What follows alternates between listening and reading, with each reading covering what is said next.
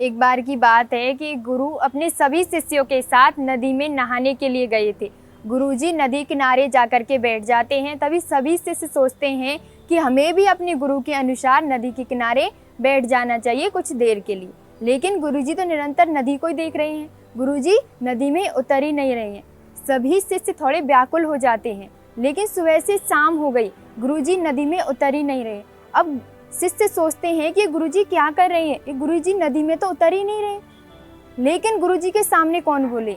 सभी गुरुजी से डरते हैं और सभी गुरुजी से सामने कोई नहीं बोल रहा है, सब चुप है। लेकिन एक शिष्य के सब्र का बांध टूट जाता है और वह कहता है कि गुरुजी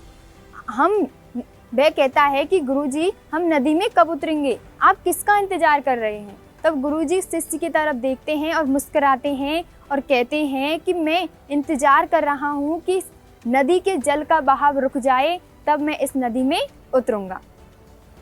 तभी सभी शंका में आ जाते हैं और सभी सोचते हैं कि गुरुजी क्या कह रहे हैं, ये नदी का बहाव कैसे रुक सकता है? तभी एक शिष्य कहता है कि गुरुजी आप ये क्या कह रहे हो, इस नदी के जल का बहाव कैसे रुक सकता है? ये तो नामुमकिन है। तभी गुरुजी उस शिष्य की तरफ फिर से मुस्कुराते हैं और कहते हैं, यही है आज की शिक्षा कि यह जो जल है, इस नदी के जल का जो बहाव बहता ही रहता है, उसी प्रकार इस व्यक्ति का जीवन है। यह समय जो है किसी के लिए नहीं रुकता है, यह आगे बढ़ता ही रहता है। ये तुम्हारे ऊपर है कि तुम इस नदी के जल के बहाव की तरह आगे बढ़ते रहो या फिर एक तरफ डर करके हार करके बैठे रहो।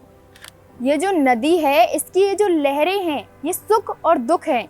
ये दोनों लहरें जो हैं, ये सुख और दुख बनते रहते हैं और मिटते रहते हैं। जैसे नदी की लहरें बनती रहती है और मिटती रहती है। लेकिन तुम इस नदी की लहर नहीं हो, बल्कि तुम इस नदी की जल के बहाव के समान हो। जो बहाव कितना भी परेशान हो जाए, कितना भी थक जाए, लेकिन उस नदी के जल का बहाव को आगे बढ़ना ही होता है। तुम्हारी जिंदगी में अगर कभी भी मुश्किलें आए या दुख आए, तुम्हें उस बुरे वक्त में हार नहीं मानना है और दुखी नहीं होना है, क्योंकि यह हर वक्त नहीं रहता है। बुरे वक्त का भी बुरा वक्त आता है, ये बात हमेशा याद रखना।